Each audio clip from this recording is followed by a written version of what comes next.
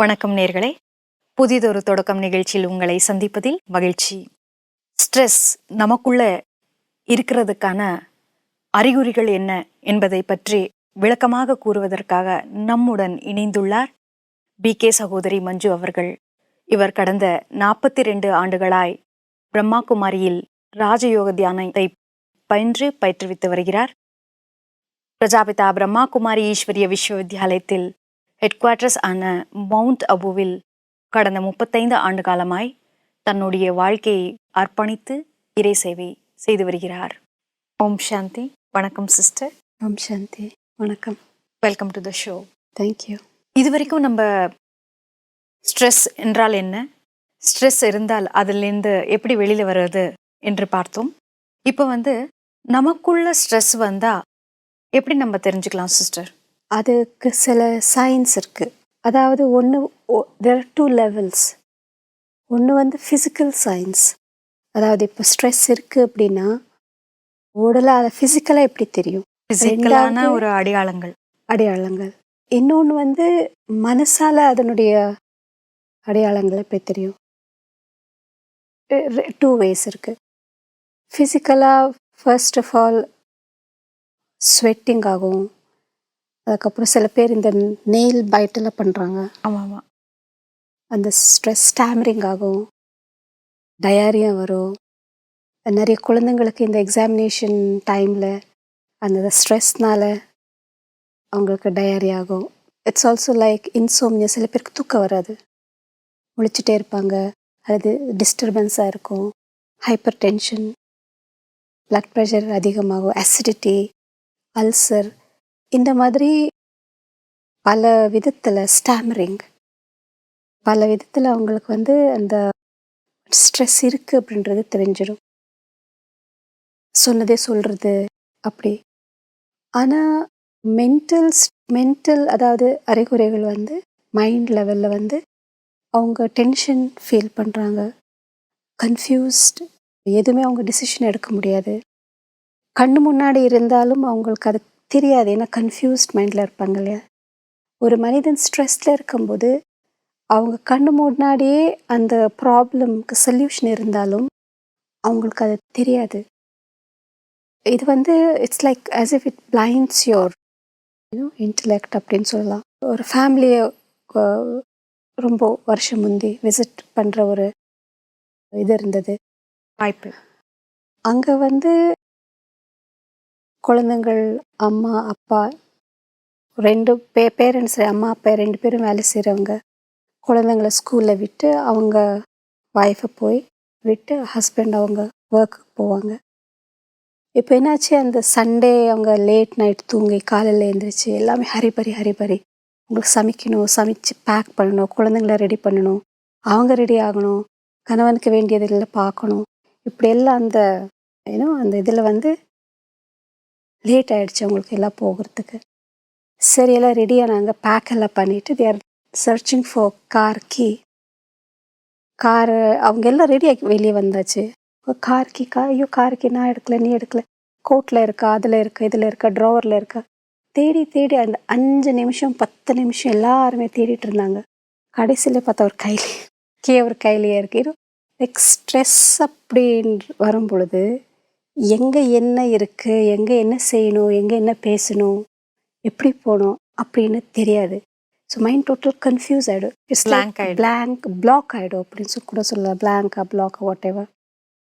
அப்படி இருக்கும்போது நம்ம சில ஒரு சூழ்நிலைகளில் ப்ராப்ளம்ஸில் அந்த ப்ராப்ளம் ஒரு பெரிய விஷயம் இல்லாமல் இருந்தாலும் அந்த கன்ஃபியூஸ் ஆகிடுறோம். அந்த ஸ்ட்ரெஸ்ஸில் அந்த சொல்யூஷன் எதிர்த்தாப்புலே இருந்தாலும் நம்மளுக்கு அது தெரியாது, கண்ணுக்கு தெரியாது. நம்ம அங்கங்கே தேடிட்டு இருக்கோம். ஆனால் அது ஜஸ்ட் ரைட் தான்.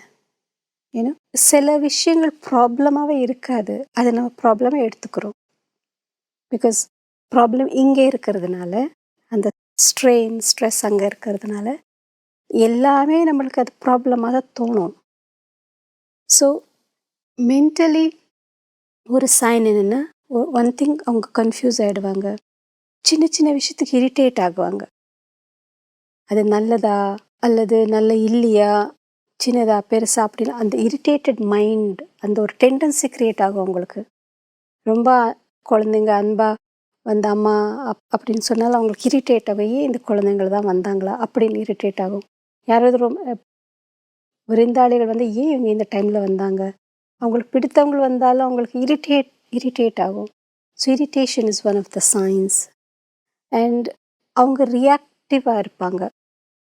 சின்ன சின்ன விஷயங்களுக்கு அவங்க அந்த ஒரு பேஷன்ஸு, ஒரு சகிப்புத்தன்மைன்றது டோட்டலாகவே போயிடுற போல் அவங்களுடைய நேச்சர் ஒரு அமையும். ஒருத்தர் சொல்கிறது முழுமையாக கேட்டு அதுக்கப்புறம் அவங்களுக்கு ஏதாவது சிந்திச்சு சொல்லணும், அவ்வளோ அவங்களோட பொறுமை கிடையாது. அவங்க சொல்ல முடிக்க முன்னாடியே அவங்க they start talking or start reacting. அதுக்கு ரியாக்டிவ் அப்படின்னு சொல்கிறாங்க. ரியாக்ஷன்ன்றது ஒரு நேச்சுரலான விஷயமாச்சு சிஸ்டர்.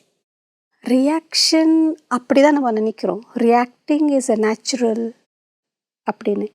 வாஸ்தவமாக இது ரியாக்ட் பண்ணுறது ஹியூமன் நேச்சர் கிடையாது. It's an animal instinct. React ஆகிறது இது மனிதனுடைய தன்மை கிடையாது, மனிதனுடைய குணமே கிடையாது. இது மிருகங்களுடைய தன்மை.